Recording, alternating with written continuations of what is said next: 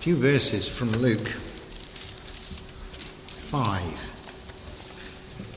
I actually finished up doing this at various meetings over the last couple of weeks for a variety of reasons. After our digging in St John's Gospel this morning, this is just a very quiet reflection, not a sermon. And I don't want to say anything this evening you don't already know. But I think it's good to reflect on what we do know, because tonight is tonight, not yesterday. And this is not the time you read it before. It's always a new thing. So Luke 5:12. Once Jesus was in a town where there was a man who was suffering from a dreaded skin disease. When he saw Jesus, he threw himself down and begged him, "Sir, if you want to, you can make me clean." Jesus stretched out his hand and touched him. "I do want to," he answered. "Be clean." At once the disease left the man. Jesus ordered him, "Don't tell anyone, but go straight to the priest and let him examine you. And then to prove to everyone that you are cured, offer the sacrifices Moses ordered." But the news about Jesus spread all the more widely, and crowds of people came to hear him and be healed from their diseases. But he would go away to lonely places where he prayed. And I just want you to try and imagine in your mind's eye at the moment this guy, let's call him a leper, all right? And in those days, leprosy was thought to be probably more terrible than we think it is now. It is a bad disease. It occasionally causes death, but it is very contagious, and thus people were put into leper colonies. But this guy is helpful to us because whoever you are, as far as I know, none of us is a leper here this evening. I've never preached on this and got that dreadfully wrong. But I don't think any of us is a leper. But this man is not well. He has a physical ailment which is a major problem in his life and will have been ongoing. Because they knew it was contagious, thus they put them in leper colonies and away from everybody else. And so he is treated as an outcast, or more, certainly as a second-class citizen.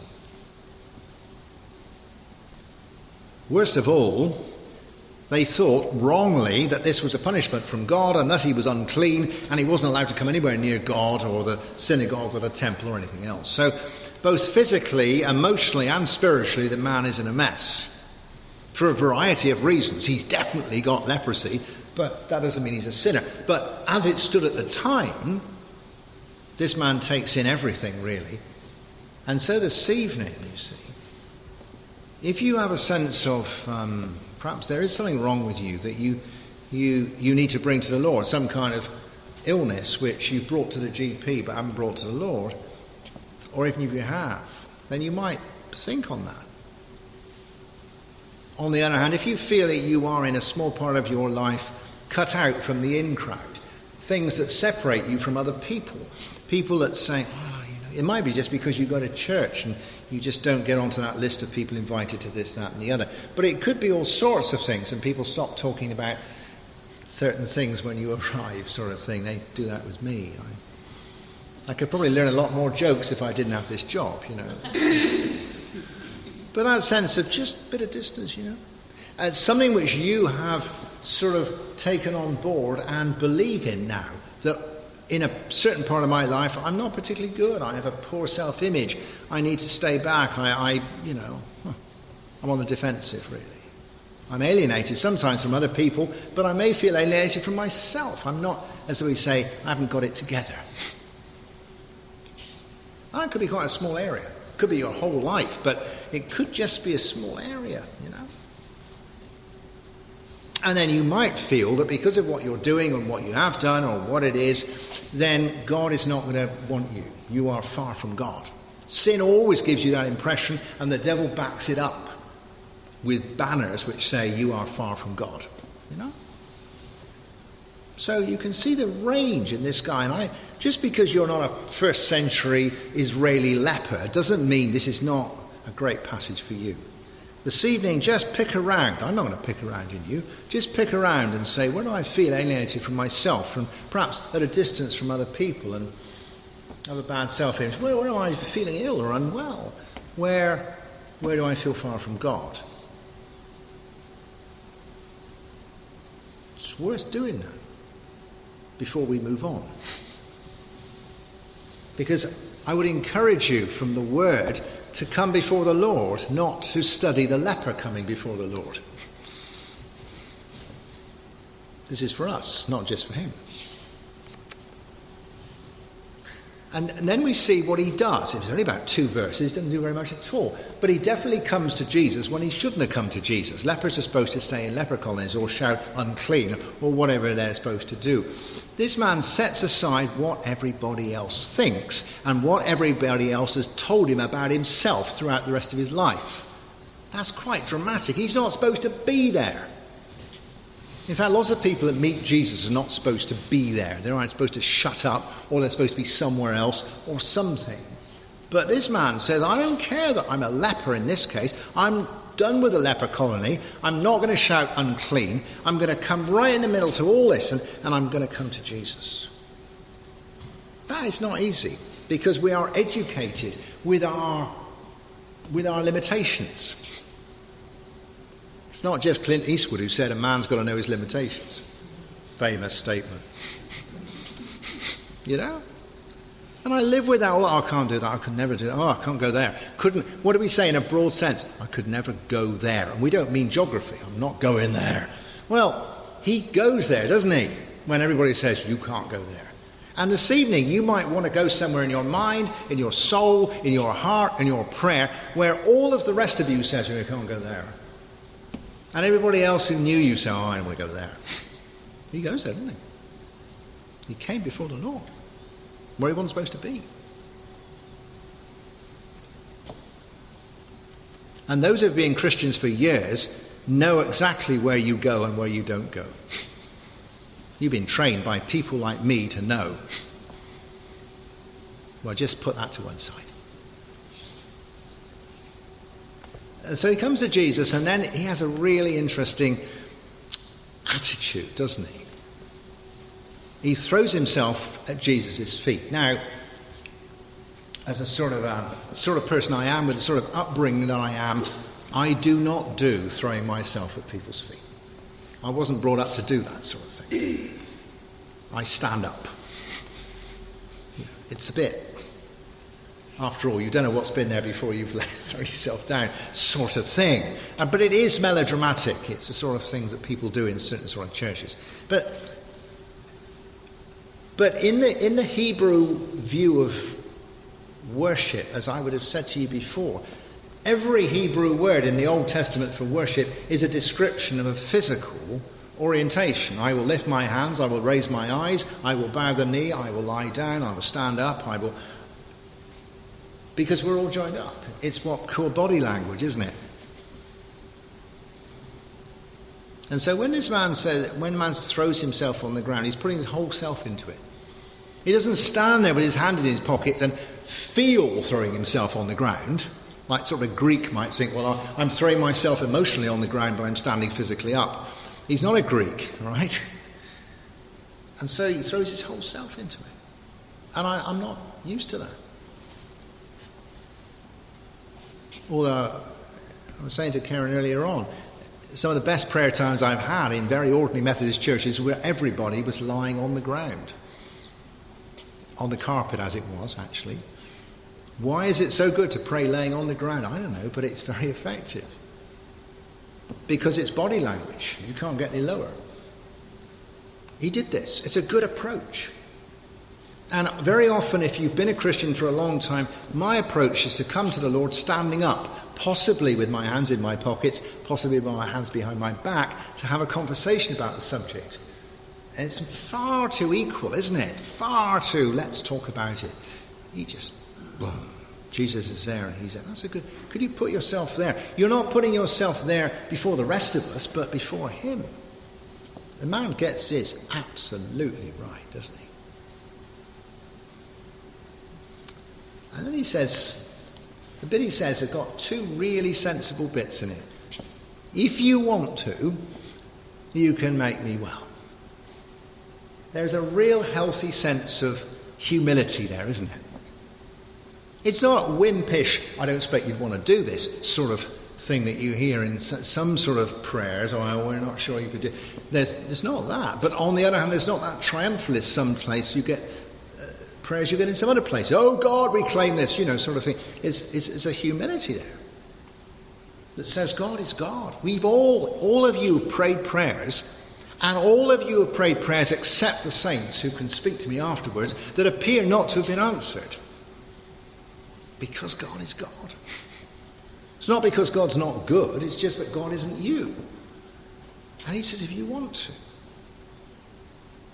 That's a real dose of humility, isn't it? It's a sense of openness, because God might answer your prayer, or he might answer another prayer, or answer something you hadn't thought of and do something better, or whatever it is. But he's got the leprosy, he knows what's about the leprosy. But if you prepare to say that, or do you insist, as I often do, of hanging on to your shopping list and say, Lord, this is what I want?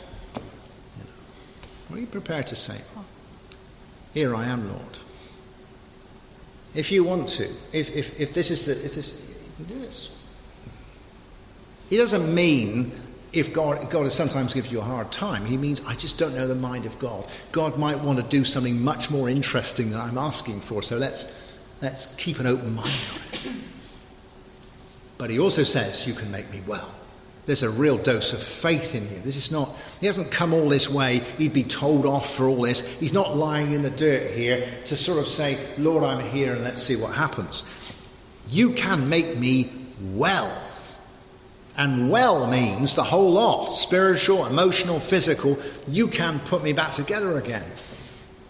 I need a bit of faith like that. And that's not easy when you've got big issues. But it's not easy with small issues that are tricky either. Many of us have got small issues, and they're in the corners of our lives, and you can't winkle them out. And sometimes we read about other people, the sort of people who write Christian paperbacks, they have massive issues on the platform, and you can see how they got dealt with. But little issues are in the corner, Little fears, little anxieties, little sins, little doubts, little this, little this, little this. You can get in there. You can make me well. It's not a good word. You can make me well. And then Jesus touches him and said, well, I do want to. I don't want to miss this bit, because I was reading this afternoon and I'd missed this when I was talking about it in the week. Jesus doesn't need to touch him. Jesus was able to heal people in the next town. He doesn't need to touch him. But these two things go together. I do want to. Jesus immediately welcomes him with warmth and encouragement. Yes, I do. And I touch you to show it. And I want you to hear that this evening. That you can be totally guaranteed that if you come to the Lord in roughly the attitude he had, and it only has to be rough, the Lord will touch you. I don't know what will happen, but the Lord will touch you and welcome you and say, yes. Jesus is God's yes. Yeah, I do. I will. What an encouragement that is. And that's before he's healed. I want to hear that. The relationship is made before the miracle happens. Okay. And then finally he heals him. And I've often thought this, he touches him and he heals him. You're not supposed to touch lepers, are you? Whatever happens. And I've shared this with you before. I've always got this rather silly feeling about there's the leper and there's Jesus. And I often forget the fact that Jesus has got to bend down because he's lying on the floor. But he touches him, you see. And I want to know what's going on his arm. You see, the wisdom of the world was that Jesus catches leprosy. In other words, the leprosy goes up the arm from the leper to Jesus. But actually the man catches healing. That goes down the arm the other way. And I've always got this, it's a silly thought. It's to do with mixer taps on showers. You all know about mixer taps on showers, don't you? With the two taps, the hot and the cold, and the thing that goes up the middle in the shower. Have you all been boiled alive by one of those? Or frozen to death? Especially when visiting friends, when you're not sure, are you? And I'm always at the wrong end of the bath. I'm down here, I can't get back to the taps. Oh, nightmare. But all that's happening in the middle is how the pressure is in that little bit of pipe across the top. Who's winning? The hot or the cold?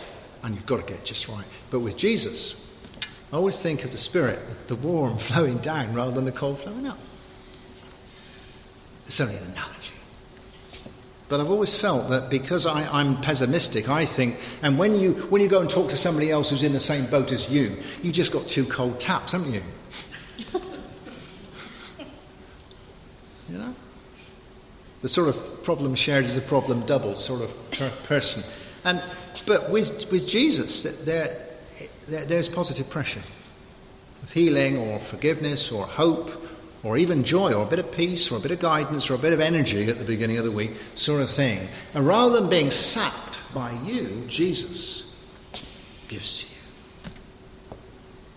Because he's produced all the pressure on the cross. You don't have to worry about that. And that's it. The man is changed. The aftermath in the end is that the man has to take hold of it. And he says, look, you are healed, so go and show the priest to prove to the priest, but to prove to you that you're healed. Sometimes God touches us and changes us and we did not notice. We lay hold of it. Not in a silly way or a triumphalist way, but we do need to lay hold of it. And we find, as he would have with all the other people in his life and all the lepers that hadn't been healed, when we are changed in even a small way, that ripples out into our relationships with a lot of other people. Because we're not quite the same, then we won't be quite the same with them, and they'll be changed, and so on. But that's the aftermath. No healing, and that doesn't work. Go back to the leper colony. So that's just a reflection on that passage, and I would encourage you this evening to, without being melodramatic, put yourself in that man's shoes and just think, okay, where is it in my life that I'm not together, physically, mentally, emotionally, where people have told me I'm not as well, and I believe them? Put that to one side. Doesn't matter what they think, and doesn't matter what you've been taught to believe. And come to the Lord, because he will welcome you, warts and all. He will not say, don't worry, you're fine. He didn't say to the leper, he healed him. You don't need to heal somebody, you're fine. He doesn't say it's a false diagnosis. He heals him. He's right about that. Some things are wrong about it, but he's right about that. And he will touch you and welcome you this evening. Come with a sense of humility. Don't tell God what to do. He knows what you want. But a little bit of faith which says you could do this. And let him touch you this evening.